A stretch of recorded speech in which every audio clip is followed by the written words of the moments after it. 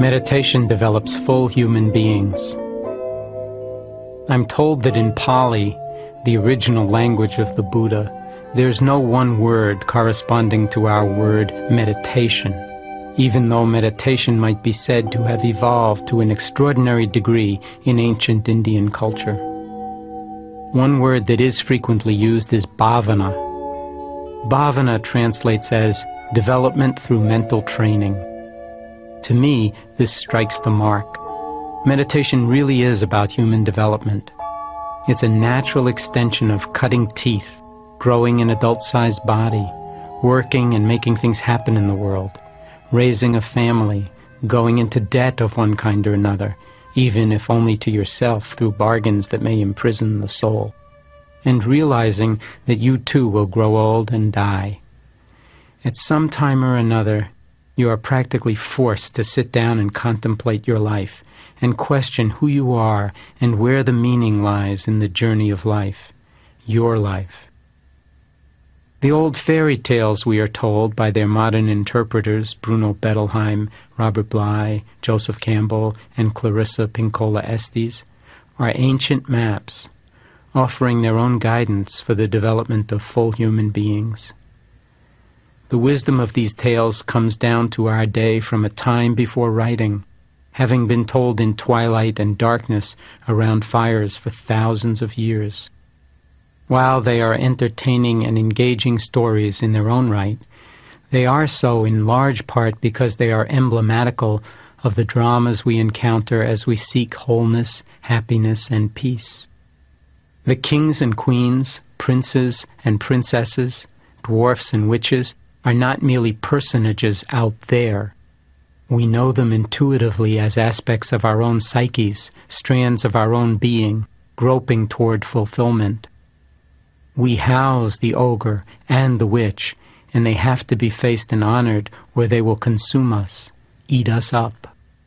Fairy tales are ancient guidance containing a wisdom distilled through millennia of telling for our instinctual survival, growth, and integration in the face of inner and outer demons and dragons, dark woods, and wastelands.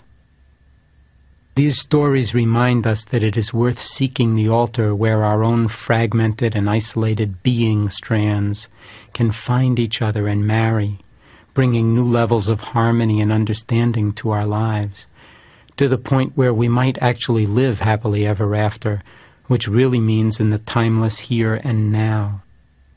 These stories are wise, ancient, surprisingly sophisticated blueprints for our full development as human beings.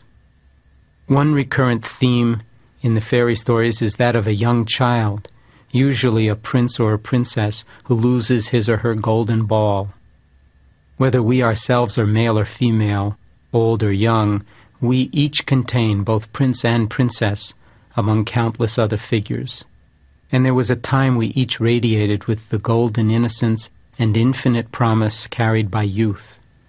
And we still carry that golden radiance, or can recover it, if we take care not to let our development arrest. Bly points out that between losing the golden ball, which seems to happen first around age 8, and taking any steps to recover it, or even to recognize that it has gotten away from us, might take 30 or 40 years, whereas in fairy tales, which take place once upon a time, and therefore outside of ordinary time, usually it takes only a day or two. But in both instances, a bargain needs to be made first, a bargain with our own suppressed shadow energies, symbolized by a frog or perhaps by a hairy wild man who resides under the pond in the forest, as in Iron John. Before that bargain can be made, you have to know that these creatures are there, prince and princess, frog, wild man, or wild woman. Conversing with those aspects of our psyches that we instinctively turn away from into unconsciousness is a prerequisite, and that may be plenty scary, because the feeling state that arises is the one that comes when we go down into dark, unknown, mysterious places. The form of Buddhism that took root and flowered in Tibet from the 8th century until our day develop perhaps the most refined artistic expression of these terrifying aspects of the human psyche. Many Tibetan statues and paintings are of grotesque demonic beings, all respected members of the pantheon of honored deities. Keep in mind that these deities are not gods in the usual sense. Rather, they represent different mind states, each with its own kind of divine energy which has to be faced, honored, and worked with if we are to grow and develop our true potential as full human beings, whether men or women. These wrathful creatures are not seen as bad, even though their appearance is frightening and repulsive, with their necklaces of skulls and grotesque grimaces.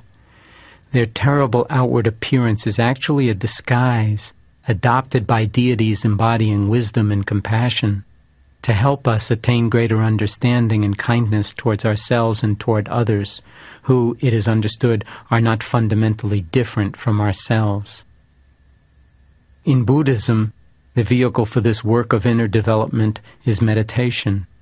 Even in the fairy tales, to get in touch with the wild man under the pond requires bucketing out the pond. Something Bly points out takes repetitive inner work over a long time. There's nothing glamorous about bucketing out a pond or working at a hot forge or in the sweltering vineyards day after day, year after year. But repetitive inner work of this kind, coming to know the forces of one's own psyche, is its own initiation. It's a tempering process. Usually heat is involved. It takes discipline to tolerate the heat, to persevere. But what comes of keeping at it is mastery and non-naivete, attainment of an inward order unattainable without the discipline, the heat, the descent into our darkness and fear. Even the interior defeats we suffer serve us in this tempering. This is what Jungians call soul work, the development of depth of character through knowing something of the torturous, labyrinthine depths and expanses of our own minds. The heat tempers, rearranging the very atoms of our psychic being, and most likely of our bodies as well. The beauty of meditative work is that it is possible to rely on the practice itself to guide us through the maze. It keeps us on the path, even in the darkest of moments, facing the most terrifying of our own mind states and external circumstances. It reminds us of our options. It's a guide to human development, a roadmap to our radiant selves, not to the gold of a childhood innocence already past, but to that of a fully developed adult. But for meditation to do its work, we have to be willing to do ours.